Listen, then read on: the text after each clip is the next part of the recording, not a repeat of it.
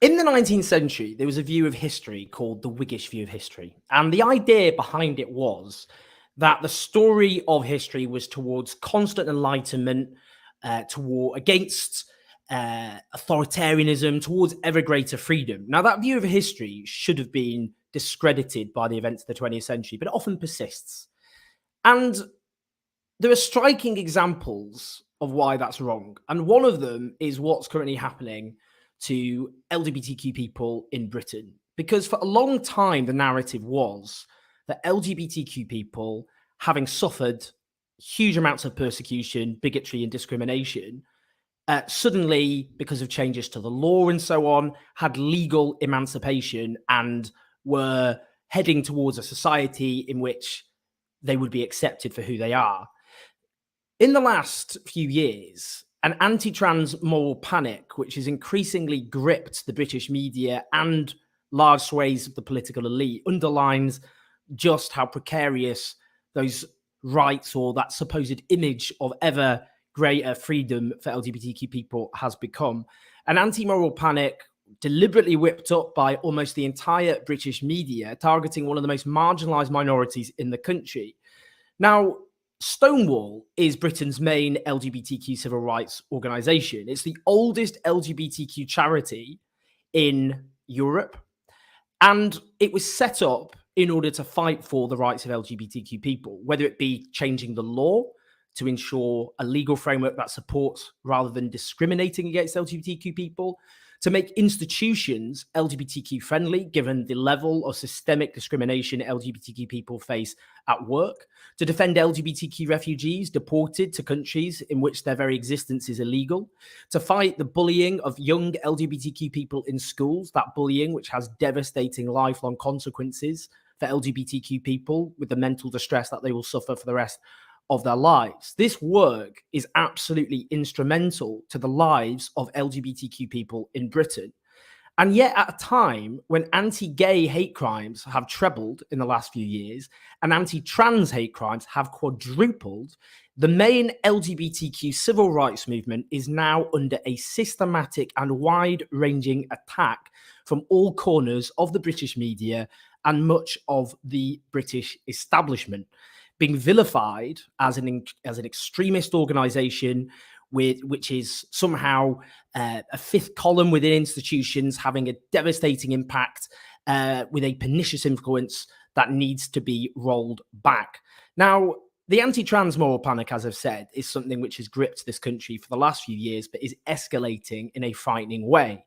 The reality of trans people's existence airbrushed out of existence, whether it be the 1 in 8 trans employees who are physically attacked by a colleague or customer within a space of 12 months, the half of trans people who hide their identity for fear of discrimination, the quarter of trans people who've suffered homelessness, the 2 in 5 trans people and the 3 in 10 non-binary people who suffered a hate crime or incident because of their gender identity within a 12-month period, those 1 in 4 trans people who've attempted to take their own lives, 9 in 10 who thought about it, whether it be the 65% within a year who report being discriminated against or harassed because of being perceived as trans, whether it be the waiting lists, the hospital waiting, the NHS waiting list that trans people are stuck on for years against the narrative based entirely on lies, which suggests young people are being deliberately trans because they're gender non-conforming.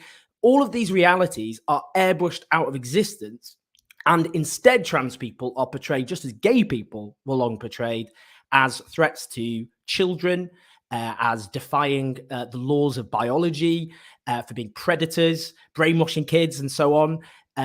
Whether it be that, why should the majority have to change to this tiny minority, portrayed as being mental deviants, be portrayed as being a fetish, all of the same talking points which were used against gay people, the same tunes now being sung, not just by self-described right-wingers, but by people who call themselves liberal and indeed left-wing.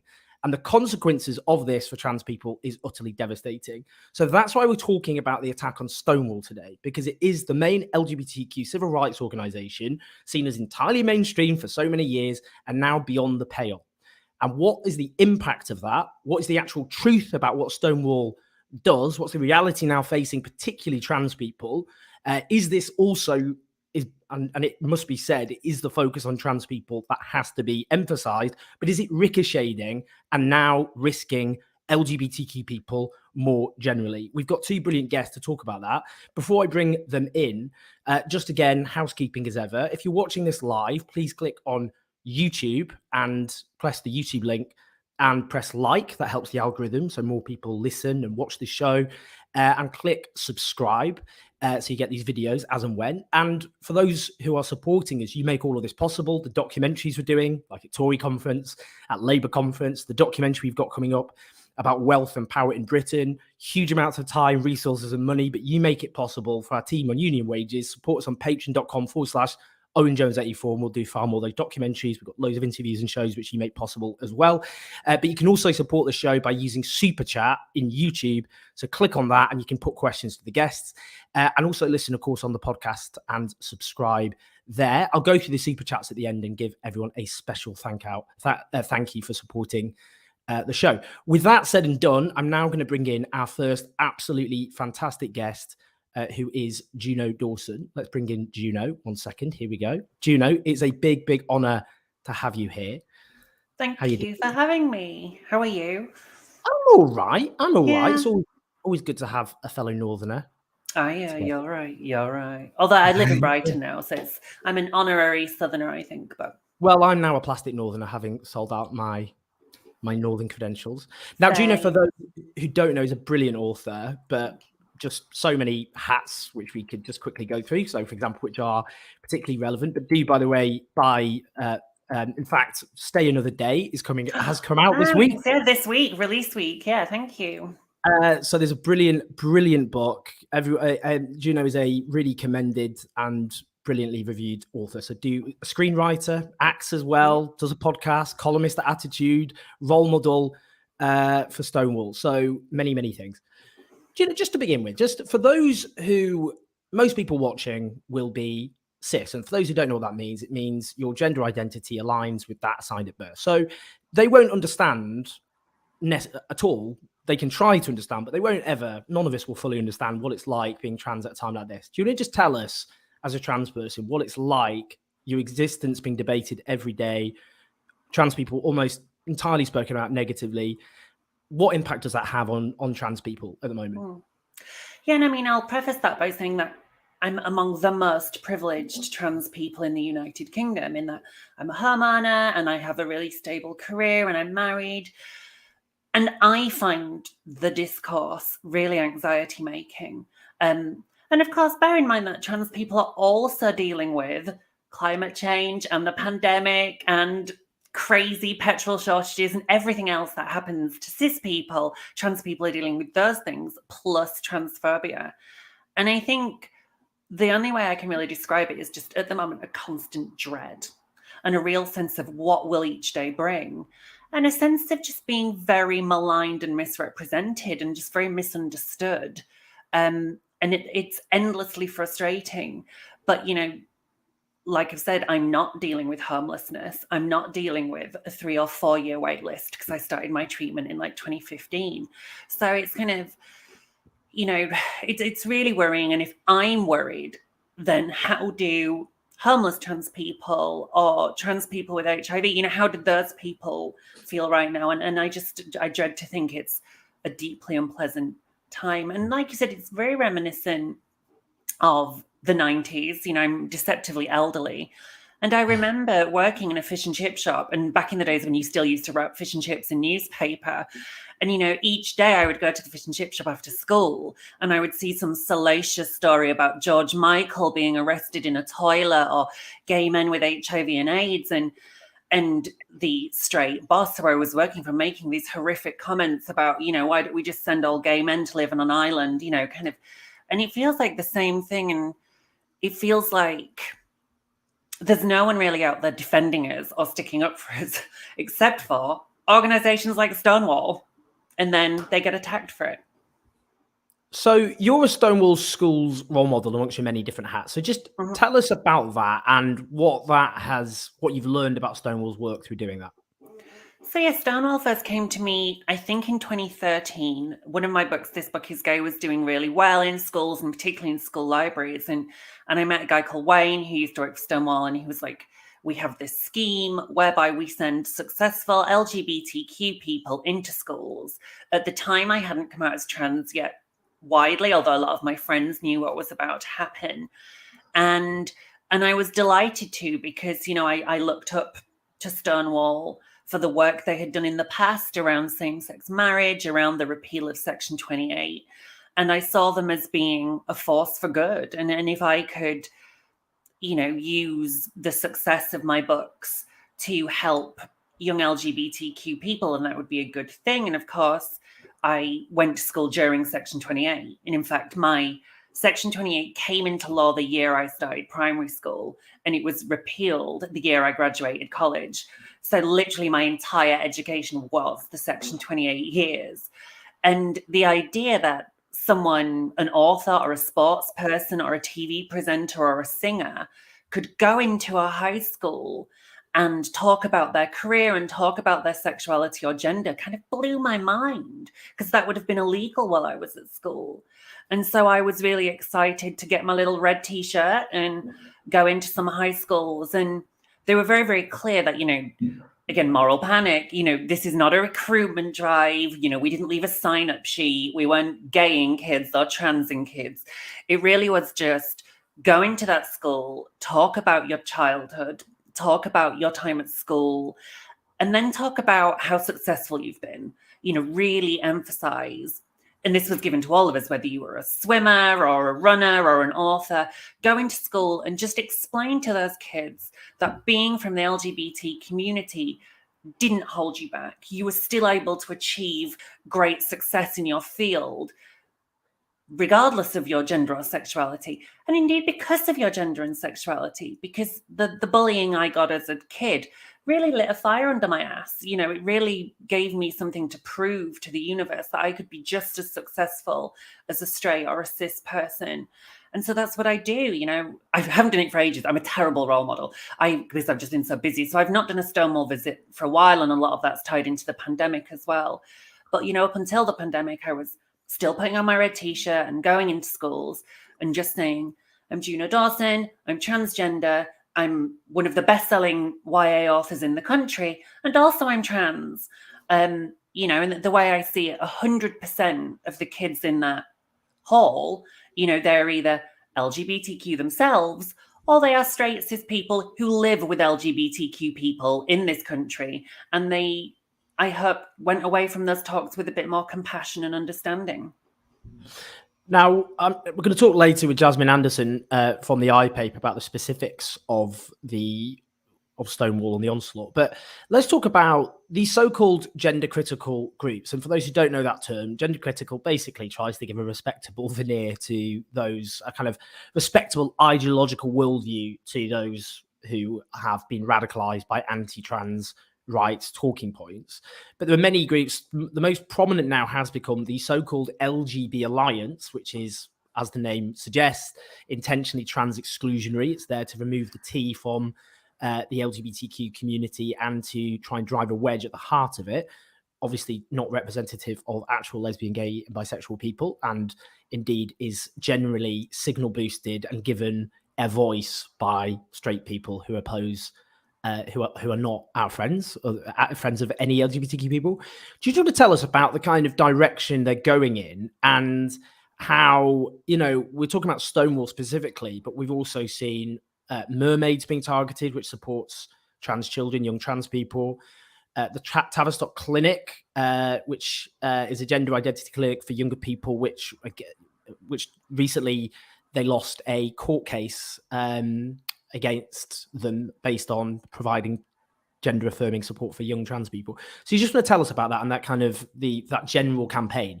I think, I mean, it's the way I see it. I'm not, you know, part of those groups, obviously, but it feels to me that, you know, having watched this unfold now for the last 6 years or so, I think there is a pattern emerging. And I think really what it boils down to is these groups who often we know they're supported by right-wing organizations, including church groups from America. They're well-funded groups. They definitely, I think, have an agenda, a very far right or Christian right agenda. And I think you can't stop people being trans. You can't, in the same way that you can't stop people being gay or lesbian. It's who we are, but what you can do is you can cut off resources.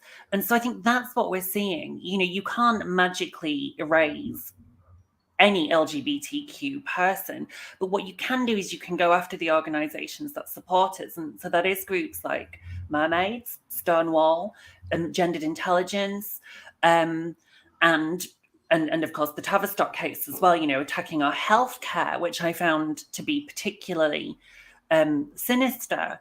And I think, particularly a lot of the recent conversations around Stonewall in the press have been about something they run called the Stonewall Diversity Champions, which is their workplace initiative. So the I'm a Stonewall school role model, their parallel program is the Diversity Champions. And that is where organizations and companies pay basically for training from Stonewall to make workplaces more inclusive and more comfortable for all LGBTQ people. And essentially, this is a service that organizations pay for. So by particularly undermining the diversity champions, what we're really looking at is defunding. What these groups are calling for is a defunding of Stonewall and cutting it off at the root and taking away some of their resources. So, while I'm here, I think now is a lovely day to donate to Stonewall if you have the financial means to do so. And of course, they always take donations because they're a charity. But I really think that's what this is about. And I think what they've done is they've created a panic, and it is a moral panic. And so I think some organizations are just having a wobble because they're reading these stories. And obviously the one this week was the BBC, but a few weeks ago it was Ofcom. And so I think hilariously, Stonewall are doing what they've always done since their inception in the late 80s. They nothing has changed. And particularly the story about the BBC this week, the headline could have been Stonewall still doing what it has always done. But for some reason this week it became news. And that's because of, I think, the sort of the discourse environment around trans people, because no media outlet really can run a story that says, we should stop trans people. and so this is the way they have that story without having that story, I think, by attacking the organizations that provide support to the trans people who need it most. So that is homeless trans people, ill trans people, and very poor trans people. I mentioned the Lgb Alliance, so-called, and I think it's interesting that every minority, as well as women who are majority, are aware historically of attempts to provide a platform for some of their own who are completely unrepresentative. So, for example, back in the 1970s, the campaign against the Equal Rights Amendment to give women formal equality in the US Constitution, that was led by Phyllis Starkey, who tried to present it as actually she speaks for women and women didn't want these rights. We've seen recently the government's racism report, which whitewashed British racism. But again, what they did is they handpicked people who were black, who weren't speaking or representative of the black British experience, and then said, well, actually, yes, we are listening to these voices. And of course, the LGB Alliance is another example of that. It's people who are although actually, as I said, a lot of people who are the most prominent cheerleaders are straight. But they've said, in response to a letter from the Labour Equalities Minister condemning them, they said, are we saying that all the LGBTQ groups around the country are essentially now homophobic? That is precisely what we are saying. So the LGB Alliance is saying Stonewall and other organisations are homophobic. What is this telling us about this whole direction? Because my Twitter timeline now is full of people. Before it'd be like you were a misogynist for supporting trans rights, but now it's like you're a homophobe. You're a homophobic person. For someone like myself, obviously, like a lot of gay people who suffered hate crimes from actual homophobes, interesting experience. But what do you make of all of that? Well, Stonewall is run by largely gay people. There are very few trans people working at Stonewall. The last two sort of bosses at Stonewall have been lesbians, Ruth Hunt and Nancy Kelly, who have been so amazing in the face of incredible hatred and slurs. Oh, just the way they've been treated is horrific. And I fully respect them for standing as firm as they have. Because people forget Stonewall only kind of took up the trans cause in 2015. And that was while Ruth Hunt was in charge. And there were people, some who had been with Stonewall for a long time, they were resistant, I think, to taking up the cause of trans people. Worrying, I think, unfoundedly, that it would be at the detriment to lesbian, gay, and bisexual rights.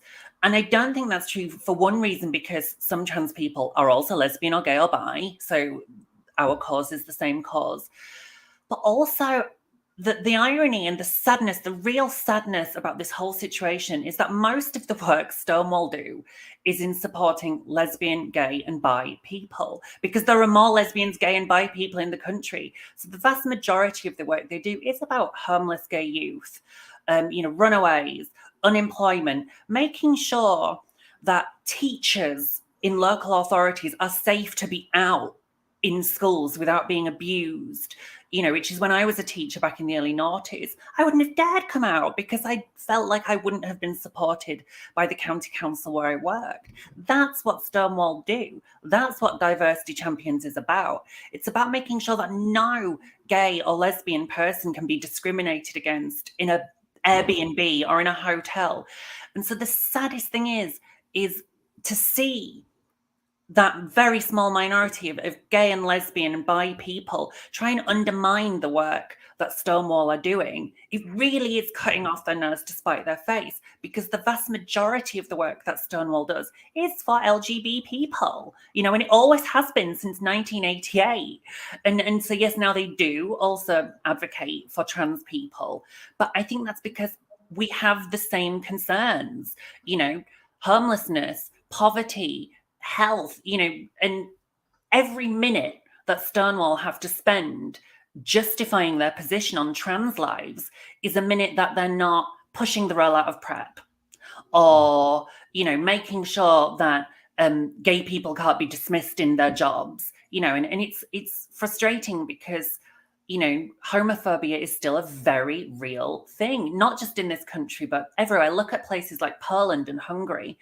That's what Stonewall should be working on. They shouldn't be constantly having to justify their position on trans rights. It's a waste of their time when there is so much work to do.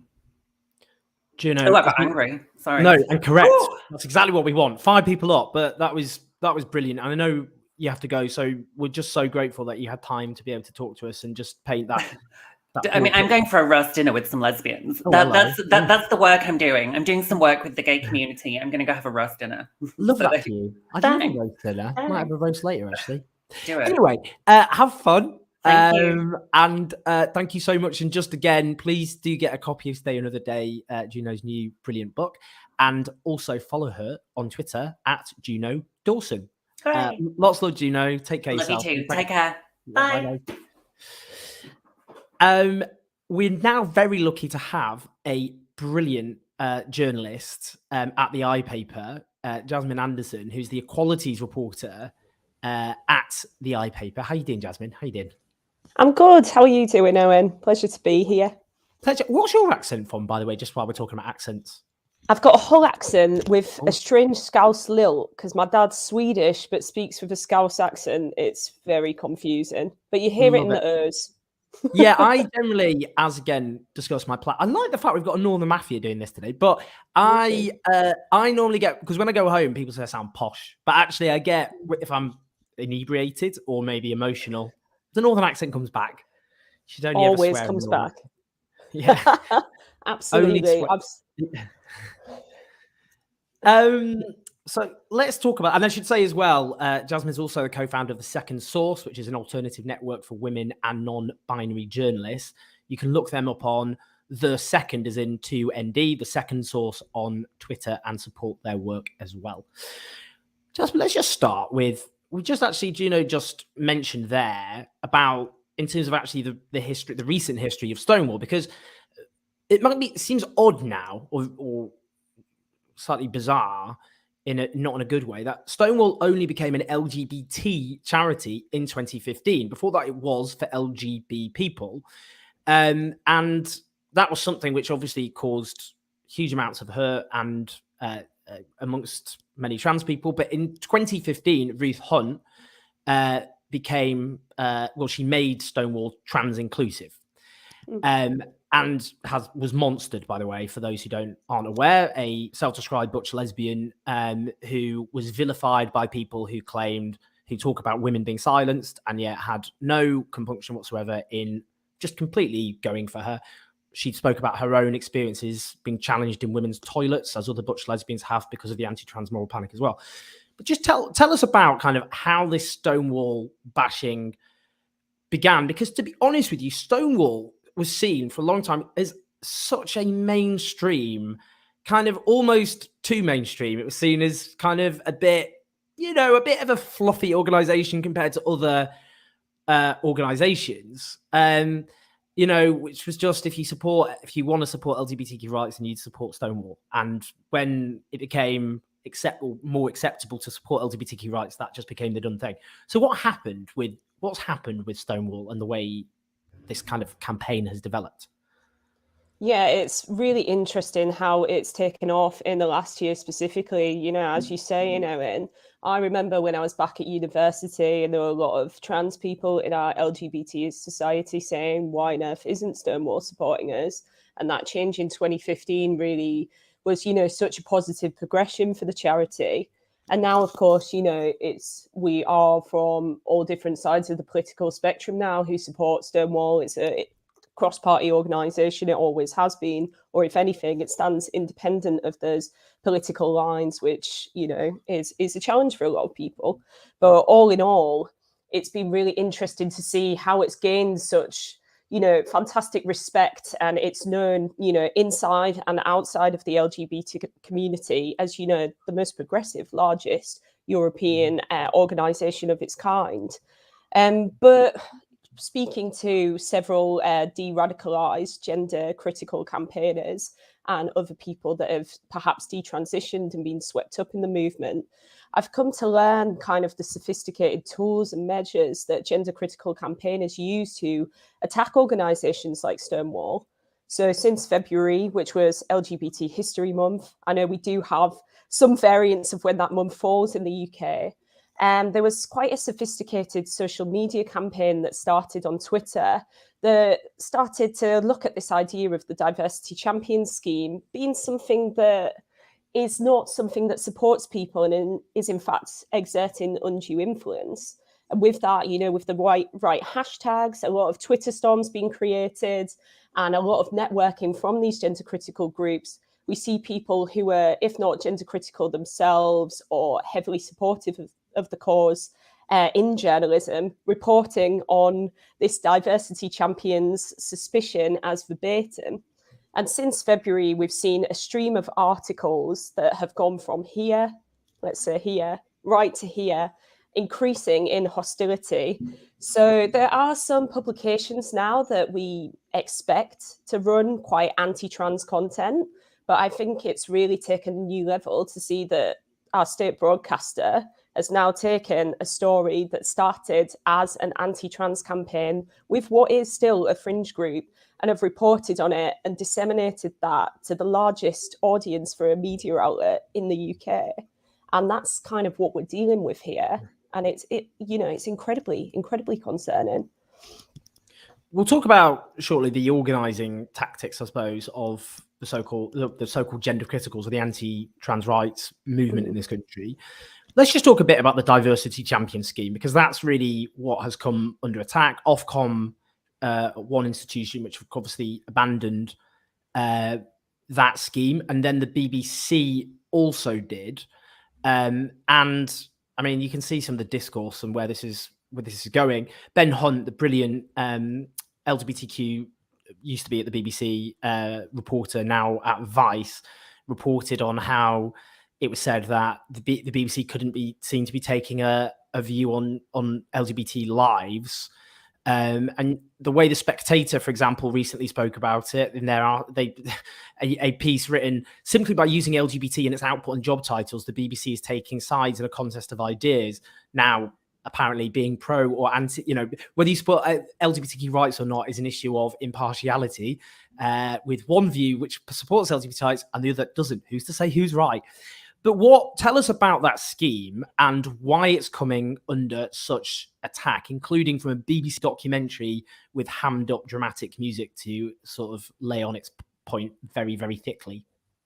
Yeah, completely. So with the Diversity Champions scheme, as Juno said, this is a workplace initiative. This is a paid-for service that has been running since 2001. I remember, in fact, last week, I was reading some of the pieces around it that were very celebratory from the same outlets that are denigrating the scheme today, saying how brilliant it was to have the Navy on board, to have Man City, to tackle homophobia, to tackle biphobia, lesbophobia, and of course, transphobia. And in recent times, it's been somewhat conflated that the scheme is in some way, to use the phrase I did previously use, exerting undue influence on companies to advance LGBT rights. And the telling and worrying aspect for some of these people is part of that is advancing trans rights. Now, I find this very confusing because in no given way does any charity, LGBT or otherwise, not use their influence to lobby for effective and positive and progressive change. So what the BBC is trying to argue in this piece is that companies like Ofcom or even government arms have taken part in the scheme, and they've been encouraged by Stonewall to change their working practices to benefit LGBT people so that they can move up in the Workplace Equality Index that they collate every year. And now this is just the top 500 employers for LGBT people. And when you think about the horrendous bullying and actual physical abuse that happens towards not just trans people, but the entire LGBT umbrella at work.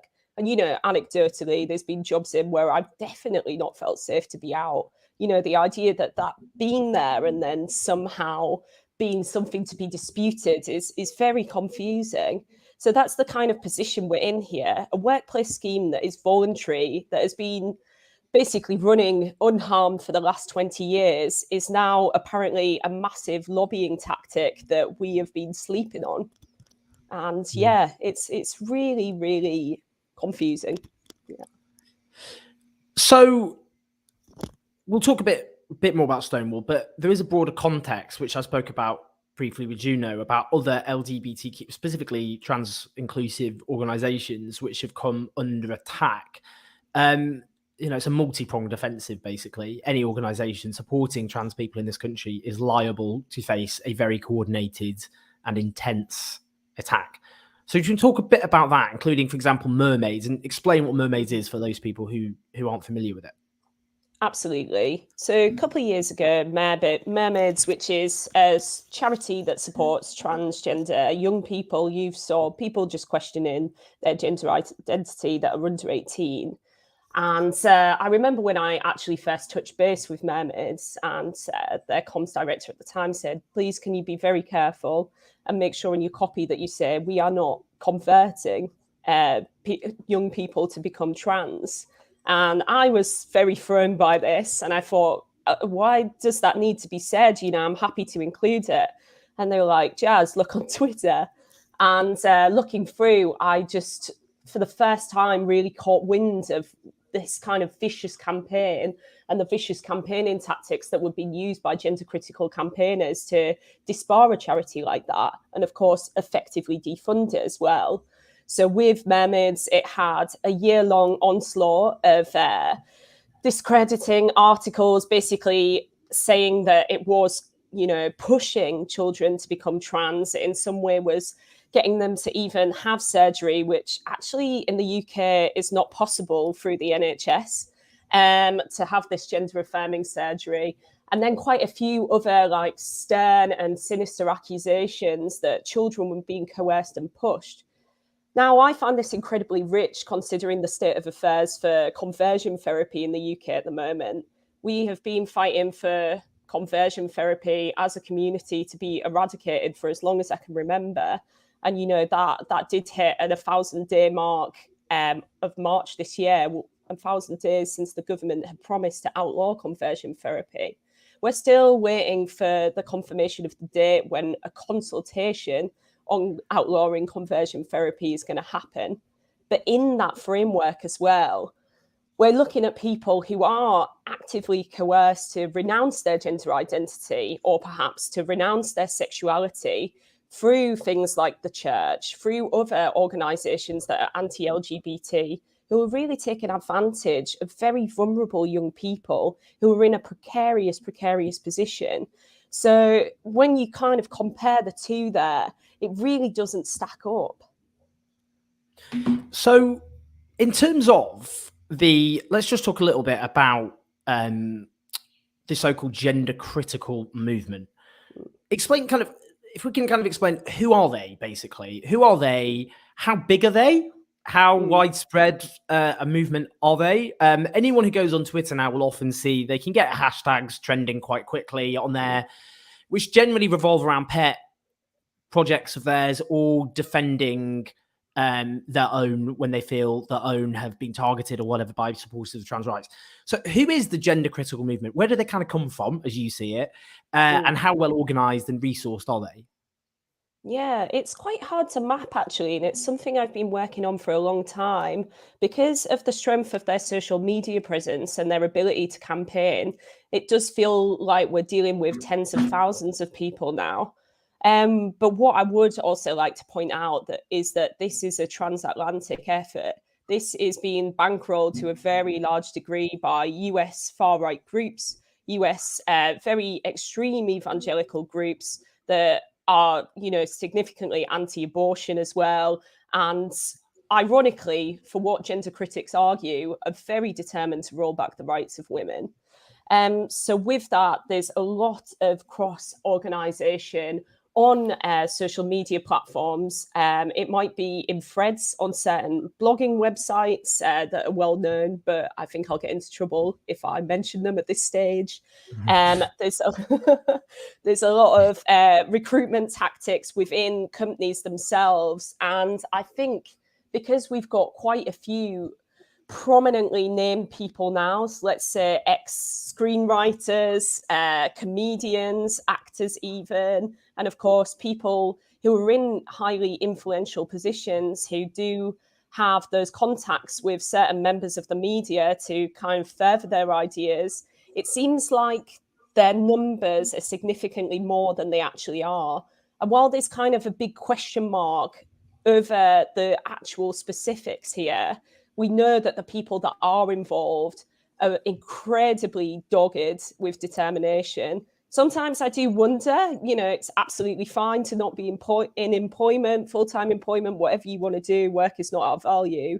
But I wonder if they do have any responsibilities at all when there's such a belligerent group who can be online every single hour of the day, coordinating these social media attacks with these certain hashtags like I stand with Rosie Duffield, for example, or, being very active on certain blogging websites. And I mean, by my own investigation, I've looked and some of these people are posting every 3 minutes from 6 a.m. right through to when they go to sleep at 2 a.m. It's a real testament to the severity of this radicalization process. And I don't think that's been discussed enough. A lot of this is radicalization, and we do not have the resources right now to combat that. And it's a really interesting point, that, because you can see, can't you, often parallels, I always think, with the anti-vaxxer movement, which is often quite vulnerable people, by the way, and it must be said, who've often gone through traumas, who go down online rabbit holes and just become obsessed. And, they get a very conspiratorial mindset. It's in the way the anti-vaxxers often focus on harm against children. That's also obviously the rhetoric of the anti-trans movement, and that is often, conspiratorial movements do often talk about threats to children and so on. That's a long history of that. But I mean, it is interesting, isn't it, how it is, you can see it as an online form of radicalization, much like any other. Vulnerable people going down online rabbit holes, and it basically becoming all-consuming. Because when you look at some of these anti-trans accounts, it's literally the only thing they talk about. The world has gone through the biggest crisis since World War II. Millions have died of COVID-19. We have a climate crisis. We have several wars. We have a pandemic of male violence against girls and women. And the focus of all these people, it's just all consuming. It is completely obsessive. I mean, it is, but it is, I mean, it's interesting, isn't it? How anti-vaxxers obviously are seen as not respectable, but anti-trans people are seen as respectable when actually there's some similarities. Yeah, completely. It's seen as a kind of valid middle-class pursuit a lot of the time, I find. And it's really interesting to see how, because a lot of powerful people or key players within the media and in powerful positions now hold, or at least, you know, to some degree support these views, that they are effectively legitimized. And I don't think it really takes into account the harm that's there. And of course, for any member of the LGBT community, it harkens back to so many harmful ideas that, I don't know, sometimes I feel like are still just dormant. They're lying under the surface. You know, even you know, just being bi, especially, you know, in a time where Hull was really changing. You know, that took me a really long time to get there, even with, you know, Section 28 probably clearing its way for me in 2003. You know, ultimately, I went to a Catholic school. You know, being queer was not discussed. And the idea now that, you know, we've made this progress and we've got here could all of a sudden be, you know, repealed through a very small, really relatively small, but vulnerable, a composition of very vulnerable people who are taking on those ideas, and then a section of very powerful people who I would say are exerting undue influence rather than Stonewall really taking that lead. It puts us in a very dangerous position. And, you know, part of me, and I don't want to, you know, stir the pot and, you know, really like incense people unnecessarily, makes me wonder, did they ever want to protect my rights? Did they ever want to protect any of our rights, never mind transgender people's? You know, our fight is their fight, and we have to be united on that front. On charities, so Stonewall is a registered charity, and charities which are registered by the Charity Commission have to abide by certain guidelines. Now, those attacking Stonewall suggest that basically Stonewall has crossed those lines and isn't, therefore should not be treated as a official charity. What's your response when you hear that narrative? Yeah, I find it very suspect. I don't know any given point where a charity is not lobbied to advance its values and its convictions. And, you know, the idea that in some way advancing LGBT rights is nefarious really doesn't sit well with me. And of course, you know, what we're looking at here is this campaign is used to denigrate transgender rights specifically, but it's going to denigrate all of our rights in the process. So when I think about this, and I think about, you know, headlines that people will read, like the BBC's this week, that basically implies, as Juno said, charity does what charity does.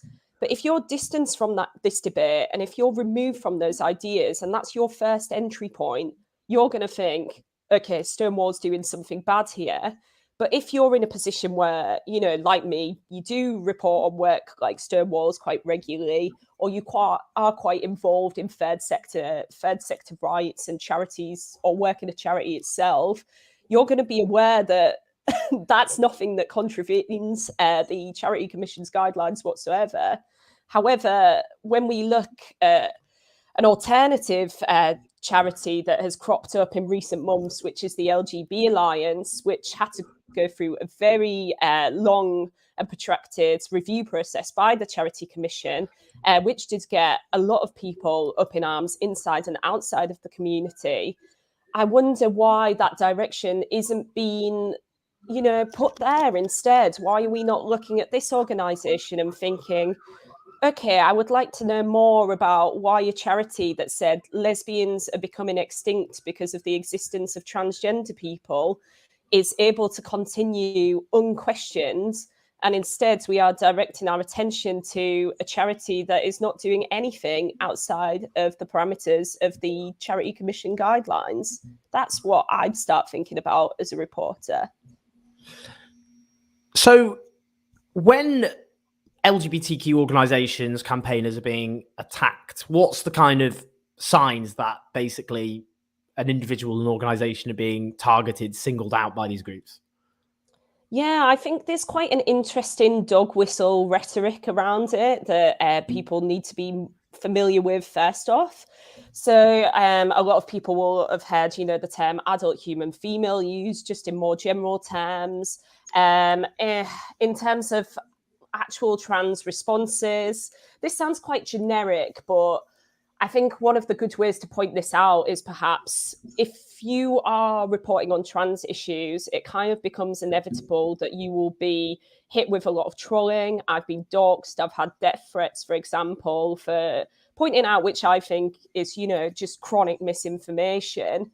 And likewise with people who perhaps take a stand on trans rights, or organizations who've perhaps, rolled out an advertising campaign like Starbucks once did in support of mermaids, will be hit with quite a number of tweets that might, call them anything from child abusers, basically centering around this idea that,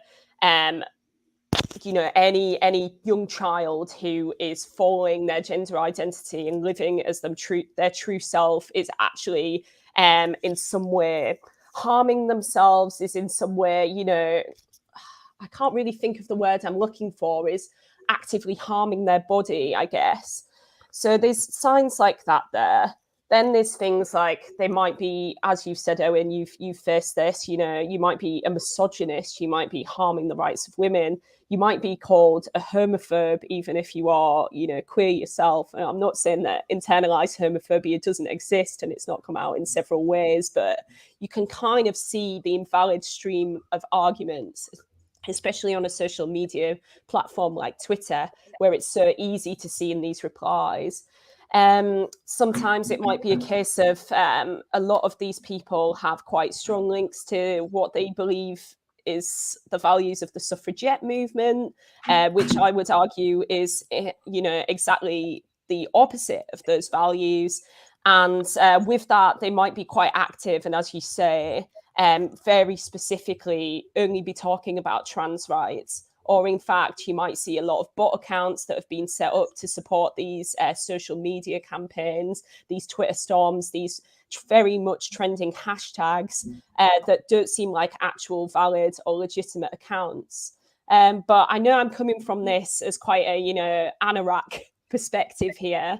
And that really, if you're kind of an outsider to this, you're not necessarily going to be looking at those replies, or maybe have the time in your day to kind of analyze the language that's used, or maybe think about why in some way, in this case, harming a whole LGBT society might mean something for the transgender community specifically, and evolve into, the defunding of transgender services. So I hope at some point I can put out a bit of a guide as to what this looks like, just to kind of give people a bit more information. But obviously, I'm not the be all and end all of the people that are plotting this. And there's some amazing community reporters out there that will be able to give you a really comprehensive rundown of those signs, which I'll direct to on my Twitter page after we have this chat. We'd expect maybe the right-wing media to go for Stonewall, but the BBC, which is obviously the public broadcaster and funded by the licence payer, has now joined in this attack, obviously cancelling their involvement with the Diversity Champion scheme. A documentary which, as I've said, is just the hammed-up, sinister music kind of speaks volumes about the entire approach of that so-called documentary. But why is it significant? What's the significance of the BBC being involved in all of this for LGBTQ people generally and trans people specifically? Yeah, of course. As we know, this is our state broadcaster. This has the biggest audience of any publication in the UK. And the fact is, this is not the first time the BBC has run criticised articles criticised by the Transmedia Watch for using kind of dog whistle language, or implying in some way that, transgender children, for example, on a Newsnight segment are being given surgery under the age of 18. We've seen that happening since 2017, according to their research. But for the most part as well, there have actually been a lot of really amazing pieces of work from the BBC pressing on, you know, one of the most pervasive facts of life for transgender communities in the UK at the moment, which is health inequality, and, you know, how long it is, you know, for a trans youth or a trans adult even to receive any kind of gender treatment or speak to a gender clinician through the NHS in this country, and how even, you know, the private arms are actually, you know, seeing an overwhelming swell of young people being directed towards them. Even though, of course, we know that that's not an accessible route for everyone. That's something that requires a heck of a lot of money and, you know, support from your parent or guardian in that respect. So, yeah, the BBC has done a lot of work there before. And, you know, of course, the work of Ben Hunt really touched on this as well. And so with this piece, with it being not just one news piece, but a podcast series, this really legitimizes this Stonewall diversity champions ideology. Oh, ideology is not the right word here, but, you know, that genesis of this idea that was born out of a gender critical campaign to discredit Stonewall has now been taken up, no holds barred, by such a large organization. And for me personally, as a journalist, you know, I don't always get it right. You know, I'm thinking of some of the typos in my reporting in recent months for sure. But the idea that I'd like to think that I would never cling onto such a, like, you know, clear piece of misinformation if you do your research and, you know, build it into something that requires such a vast amount of resource, money, you know, that would not have been a quick piece of media to put together.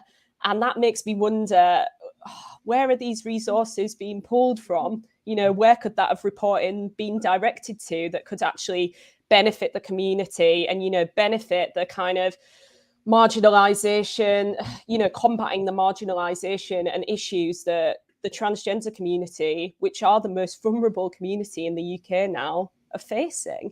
That's what really sticks with me here. And that's what makes me think, how are we saying that this is a non-partisan issue? You know, like this, you know, transgender rights are a non-partisan issue. You know, this is a human rights issue. Mm-hmm. So that should be there, case in point. But the idea that the harm of transgender people, sinister kind of, you know, approaches to, you know, supporting the transgender community are a non-partisan issue.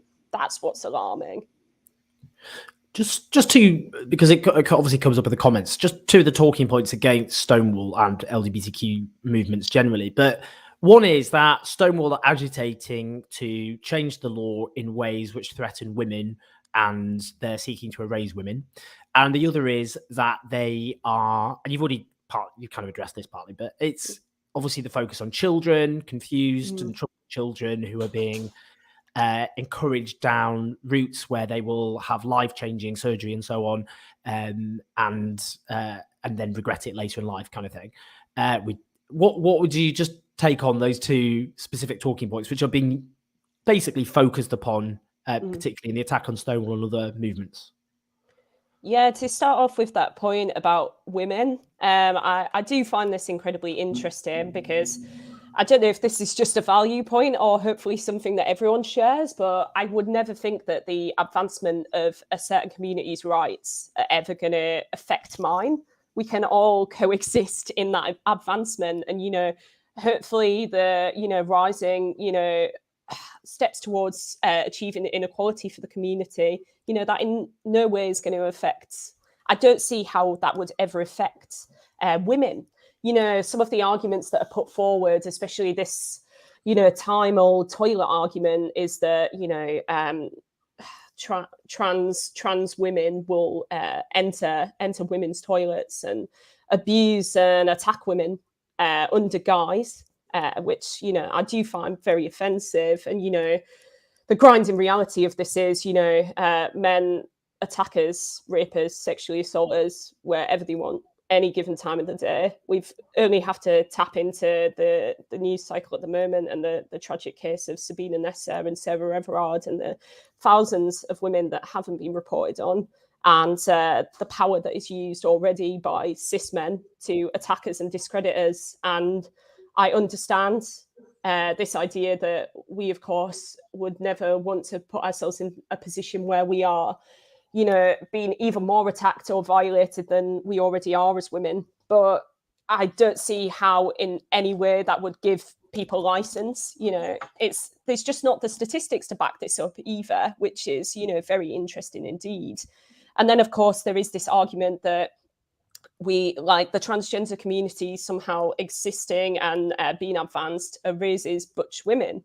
And, you know, some of the reporting that I've touched on, speaking to butch women who have been affected by this, said all that happens is the streams of thought actually affect them and actively harm them. You know, there's people who've been chased, punched, kicked, hit for using a woman's toilet when they do identify as a woman, because they are considered to be too masculine in their appearance. And, you know, that is a real crying shame here.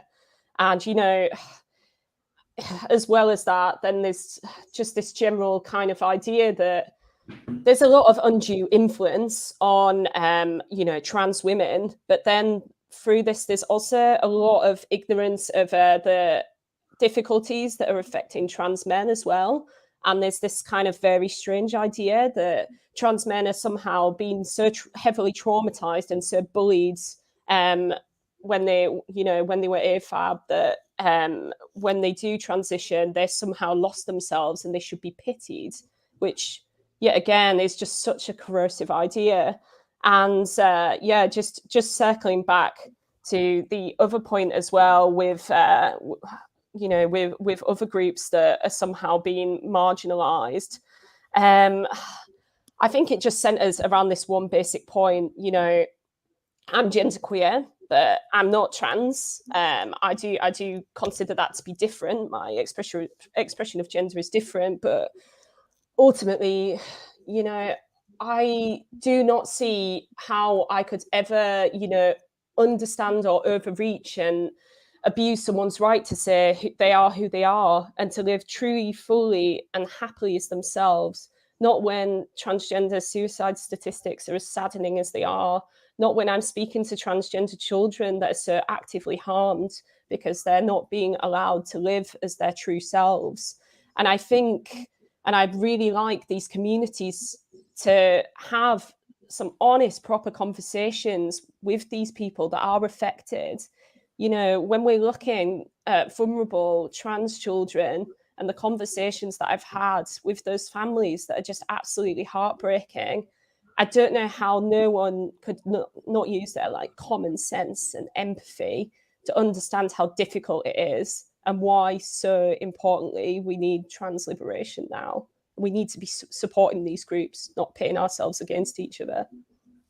And that point, and you already partly addressed it about young trans people, which is the reality is so at odds with the narrative presented, which is basically trans people are having these young children are basically having this life-changing surgery prematurely, etc., etc. And actually, the truth is, obviously, children don't get the puberty blockers, which are permanent, but actually, in practice, they only get gender-affirming healthcare as adults, having been stuck for years on waiting lists. So the real problem isn't this premature shoving of vulnerable people before they can understand who they really are down a certain route. It's the opposite, is they don't get the healthcare they need often for years with very traumatic consequences. Just a few other quick things, because we've obviously had you. We're very honoured to have had you for so long. Just interested about, I mean, I do find the cry bullying of the anti-trans movement fascinating, because they try and portray themselves as though they're a marginalised, besieged group when they have almost the entire British media on their side. And yet they still portray themselves as somehow they're up against, that it's like David versus Goliath and they're David when they're not, they're Goliath. But what happens to, because actually if you look at we talked about this a lot on the show, in the US, it's far more mainstream for whether people regard themselves as centrists or liberals or on the left to support trans rights in a way it isn't here. And a lot of so-called, you'll see them on Twitter, so-called moderates were often the most zealous when it comes to being opposed to trans rights. So what happens to those reporters? I've got my own experiences there, which are just which I can't always be, I'm afraid, to people very open and honest about, but I think history will set the record straight at some point. But what happens to reporters and publications who do stick their heads above the parapet, and maybe some examples of that? Oof. Where do I begin? So yeah, one of my first full-time jobs was at Pink News as an investigations reporter. And I'm sure that they won't mind me saying that, you know, the police were regularly involved because of the number of threats that we received for basically reporting on transgender issues. I think when I joined Pink News, I was maybe about 23, you know, still young, still a new chip off the block, I'd like to think.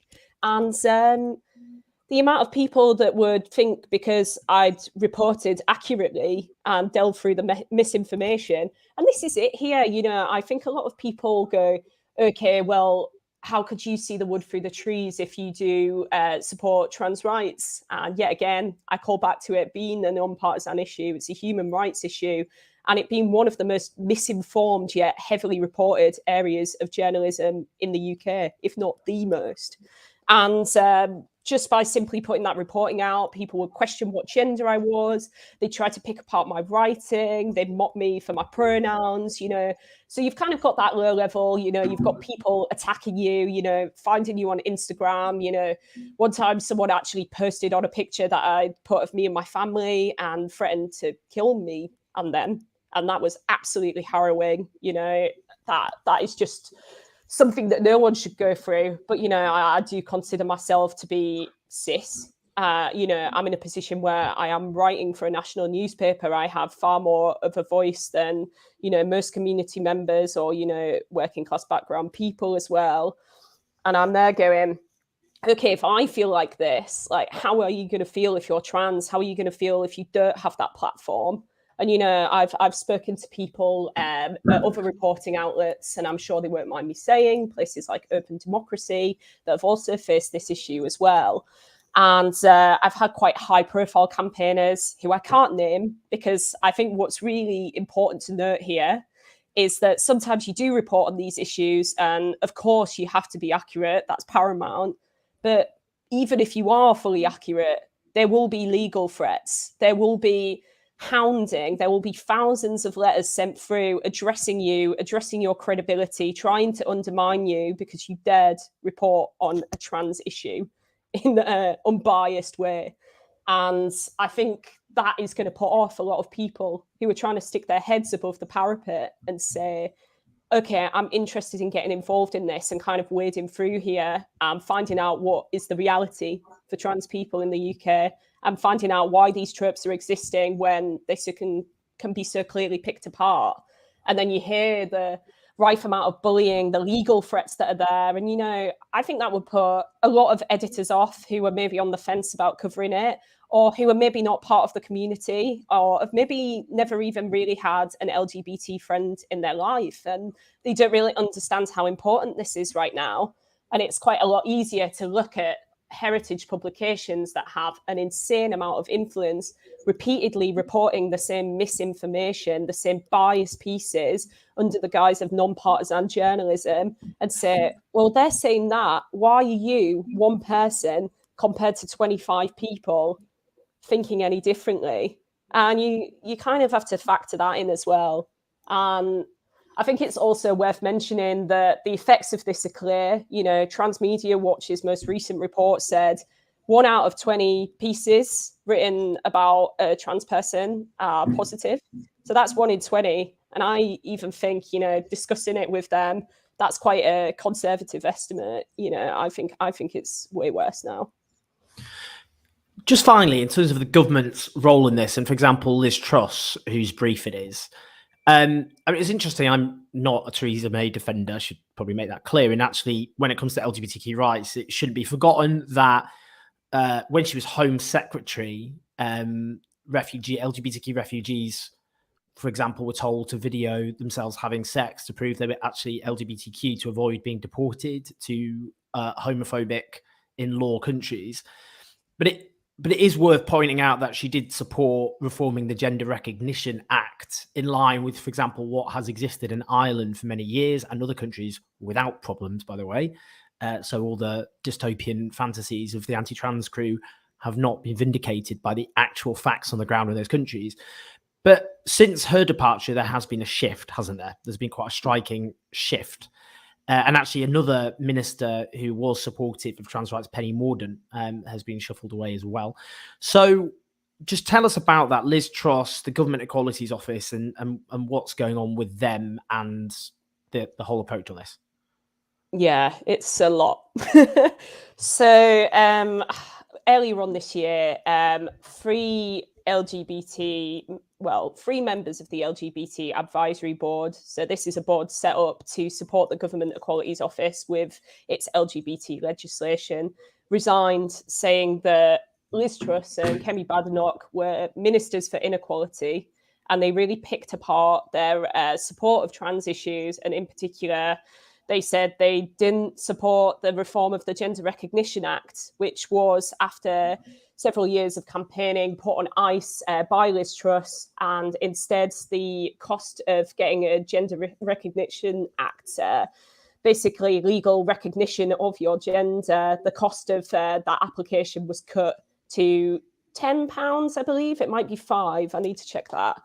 So while the cost was there, the very kind of invasive measures in that are still very much there. So that's stuff like having a medical board assess whether or not you are living in your true gender, if you've lived in your gender 2 years or more, and other aspects of your identity that are prodded and perked and really are an incredibly personal issue. So you've kind of got that aspect of things, and that really startled me, that three members, really supportive, really prominent kind of activists within the LGBT community in the UK felt that they had to leave. And then on top of that, in recent times, Vice World News reported on Kemi Badenoch, who's another Minister for Equality in the office, basically calling it was either trans women men or trans men women. And basically with that, these leaked recordings to Vice said a lot about the alarming kind of state of play there, which made me wonder, is this the office that we need in charge when we have things like conversion therapy still rolling on, when we've actually had the Women's Select Committee and the Equality Select Committee taking issue with Kemi Badenoch not responding to requests for meetings of progressing some of these policies, not necessarily the GRA, but things like outlawing conversion therapy, which, as I've said earlier, was meant to happen a long time ago. So Mike Freer has now joined, so it's going to be 3 people that are in charge of that brief. But of course, it is a part-time brief. And even though, to his credit, Mike Freer does have a strong record when it comes to LGBT rights, as opposed to Truss and Badenoch, I wonder what it's going to be like when it's a bit of a 2 against 1 situation. I don't feel very hopeful at the moment. And I would like to see some more transparency over Liz Truss's and Kemi Badenoch's actions, and as well Liz Truss to clarify a few of the comments she's made about, for example, the Diversity Champion Scheme and Stonewall's Diversity Champion Scheme, and the idea that the government should pull and withdraw from that scheme, which is just basically all about optics, and that's not the reason why we should be doing these things. Jasmine, we've been so lucky to have you and to draw on your expertise. We've gone through a lot of issues, and I think people will be very educated, however much they've heard about this issue before or not. You've given such a broad understanding of what's actually happening, the reality compared to how this is reported, and that is important because those of us who support trans rights in the British media are in any vocal way in a very, very small minority, and the full weight of the British media is being used against one of the most marginalised minorities, as you point out, in the country. It's a very grim time for trans people, and for those of us who speak to trans people privately about how they feel, many simply say they're looking to leave the country because it's become such a hostile environment for them, and that itself is beyond horrifying. But people like yourself, with your brilliant reporting, are lights in a dark time. So we're very lucky to have had you, as well as Juno, to just go through and give a little masterclass on exactly what's happening. So thank you so much. Thank you. Absolute pleasure to be here. And, you know, I hope that I am one of many, whether or not they are openly reporting right now, or they're going to be reporting in the future, that, you know, are there and are in support and just need the headspace and trust from the upper echelons of the media to carry out the work that's so desperately needed. So thank you for having me. It's an absolute pleasure. And do follow Jasmine on Twitter. And the Twitter handle, which I have here, is, of course, so it's _Chez, CHEZ. So do you... Terrible nickname from school. Love it.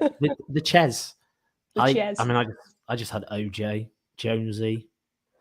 The Juice sometimes. Oh, the Juice is good. Bring it back.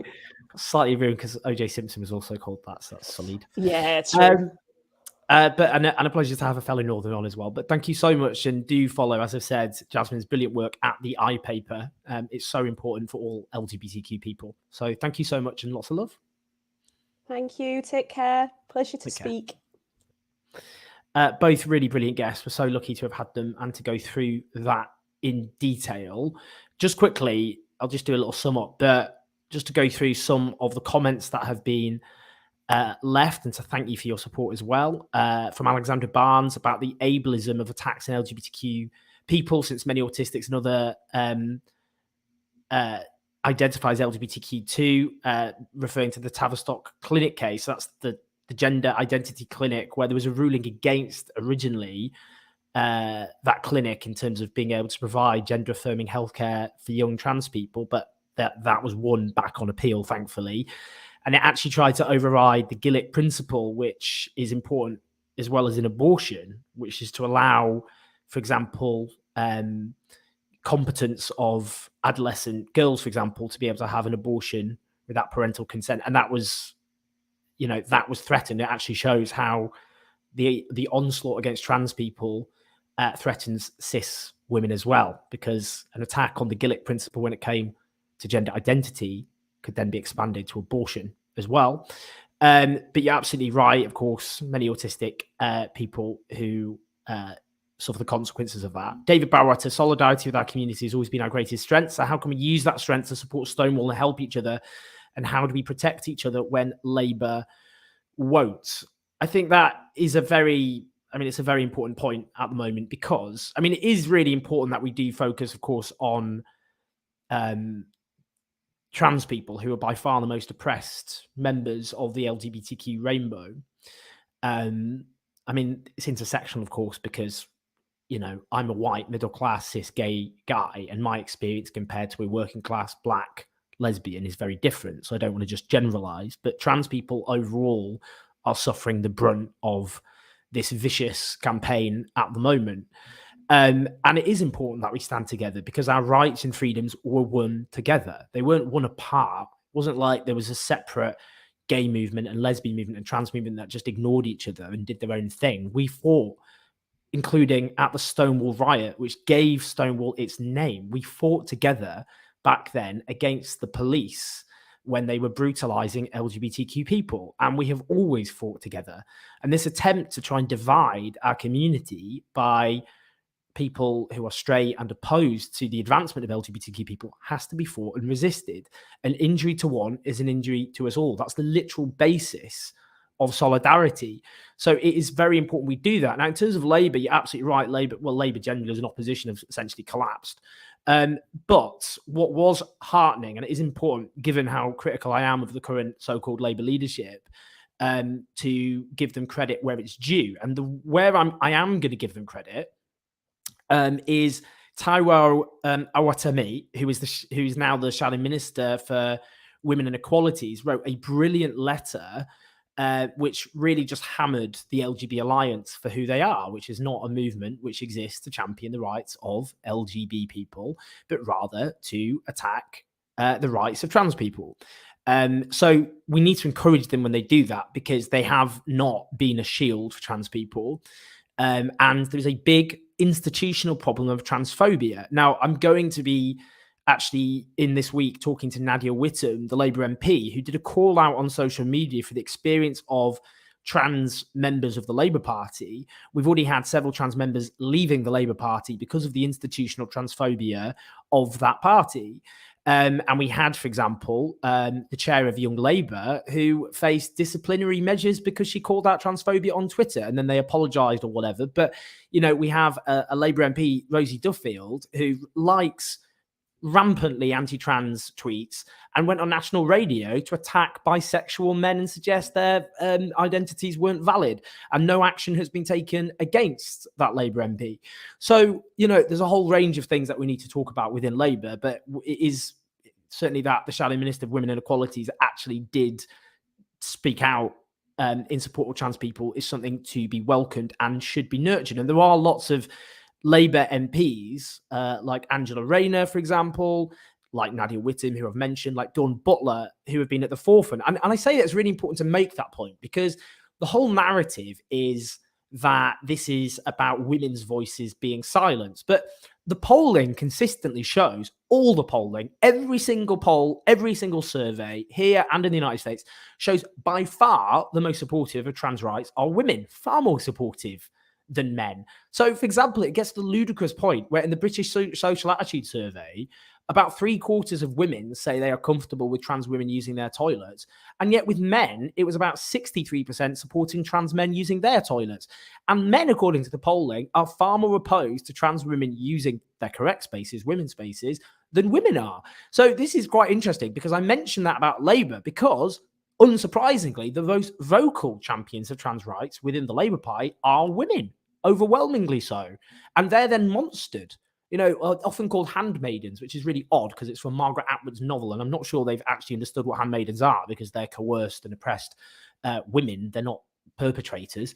Margaret Atwood has, so they keep calling them handmaidens. Then Margaret Atwood came out and supported trans rights, and they denounced her as a handmaiden as well. You literally cannot make it up.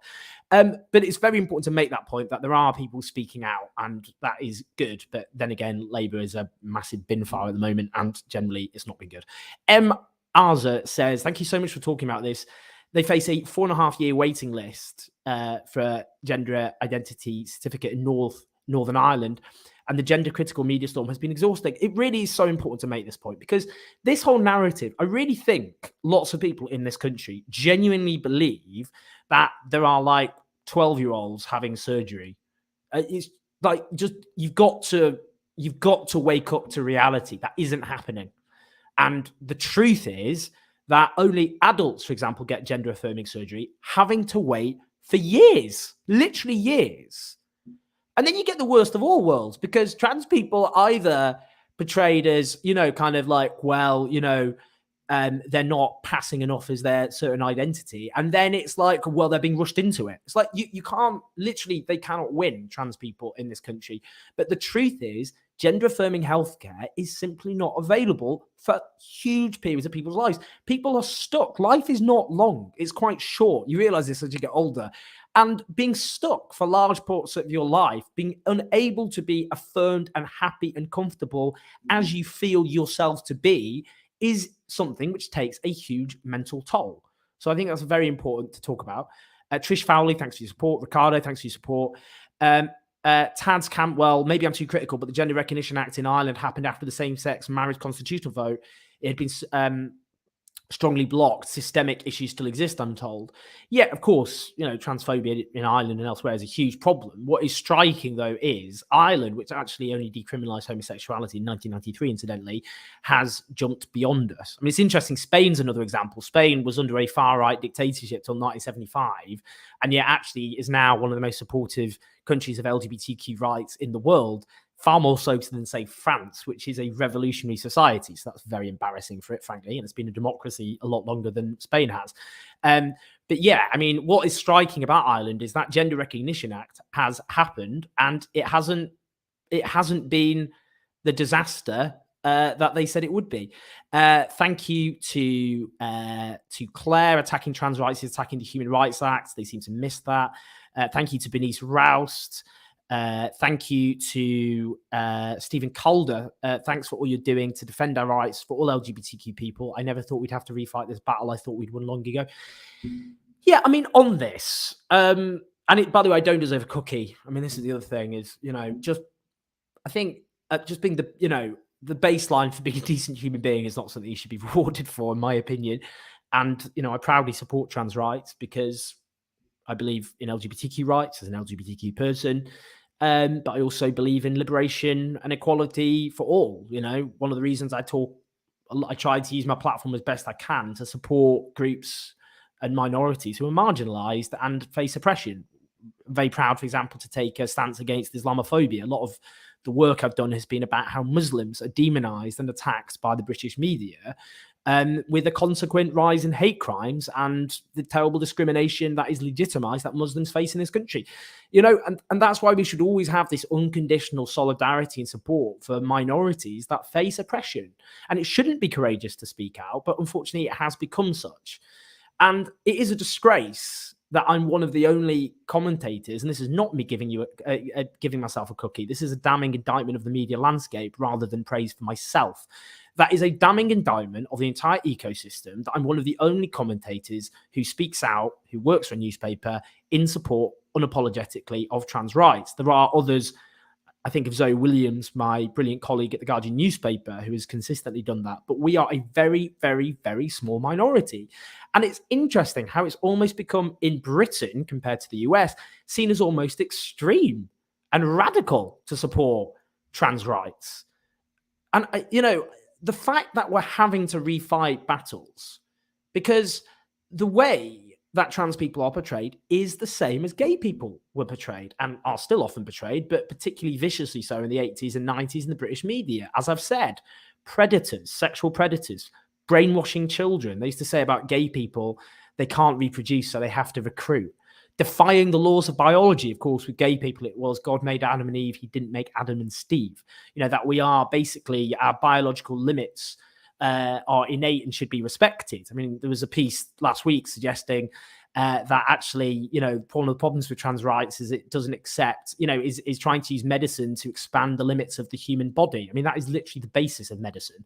The basis of medicine is to accept there are biological limits which need to be superseded in order for us to have happy, healthy lives. That's why I wear glasses or contact lenses, as I'm currently doing because of my own vanity.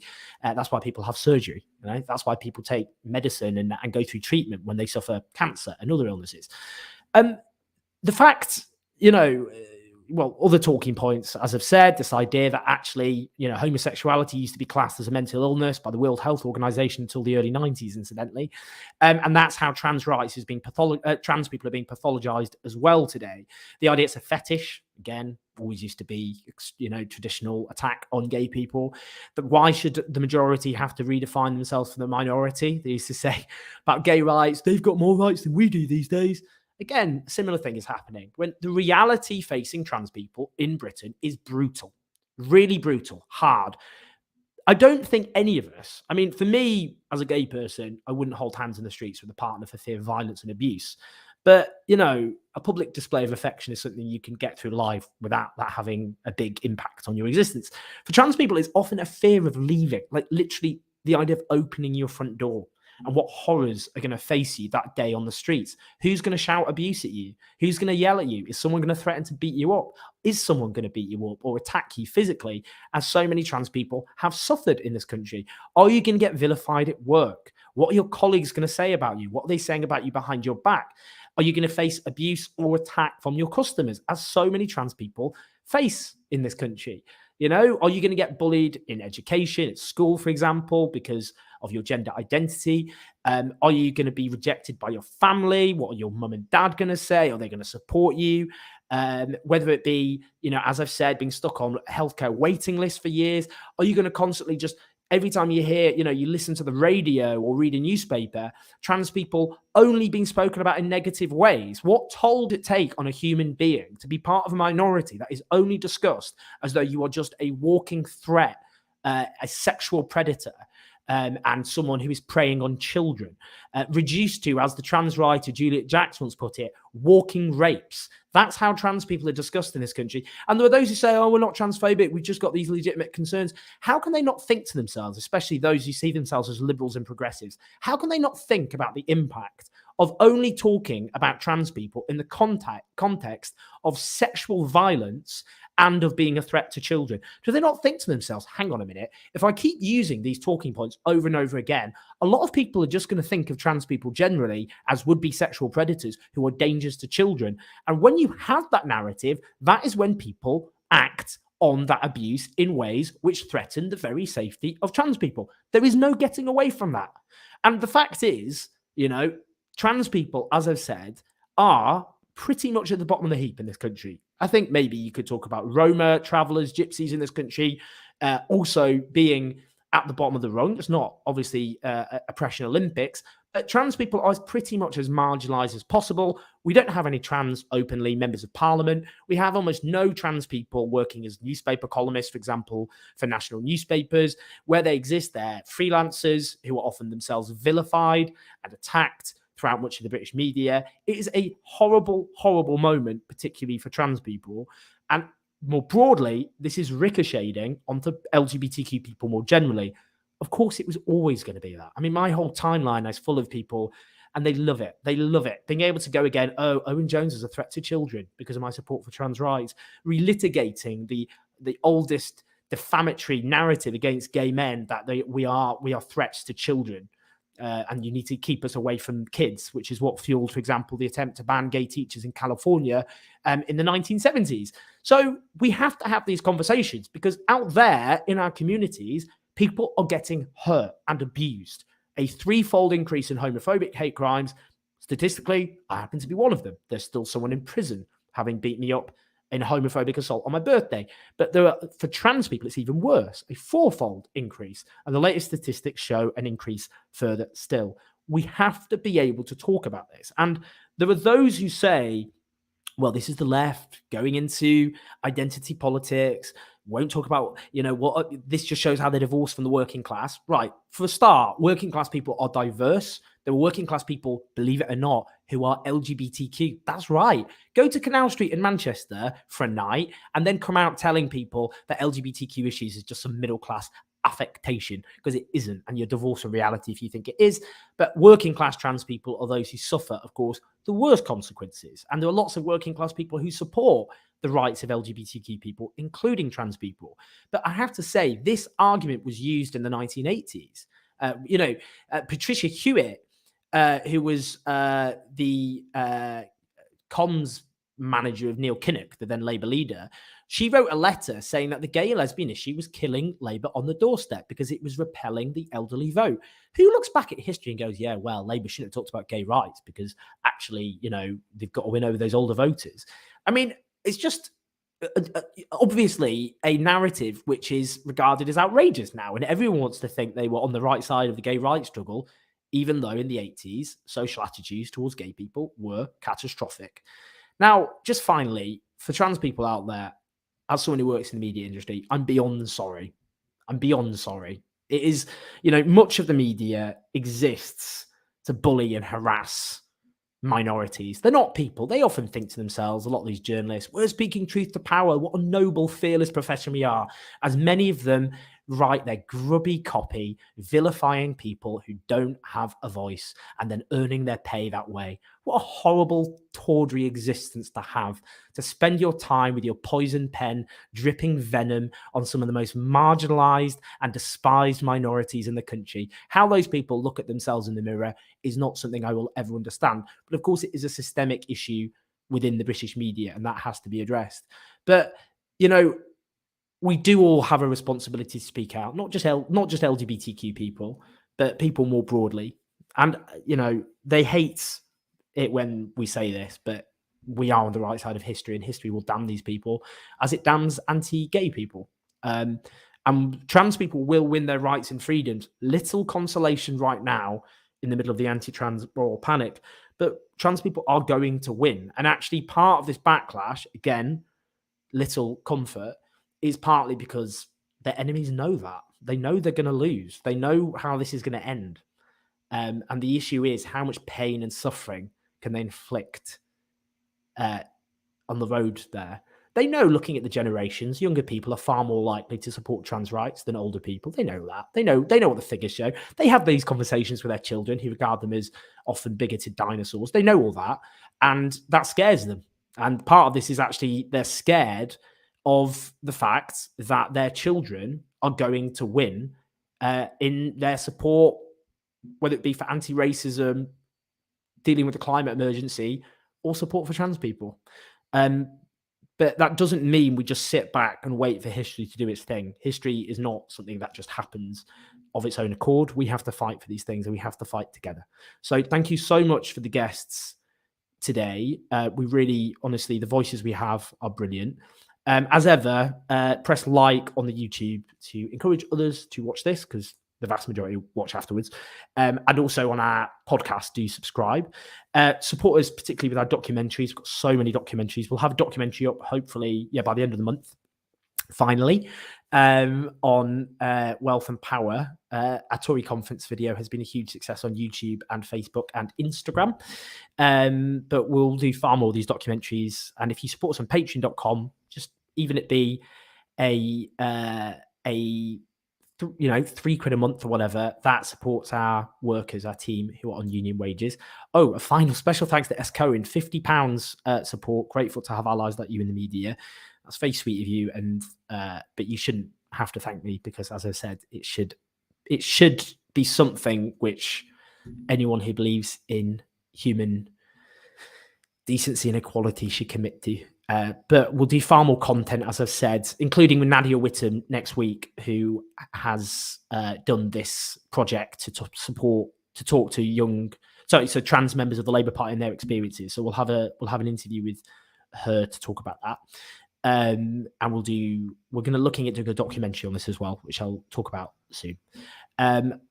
Someone's asking, did I go to Canal Street to detox fast to Tory conference? I did actually, Trish. I went out on a Monday. I used to work on Canal Street as a barman, funny enough, which is the gay village in Manchester.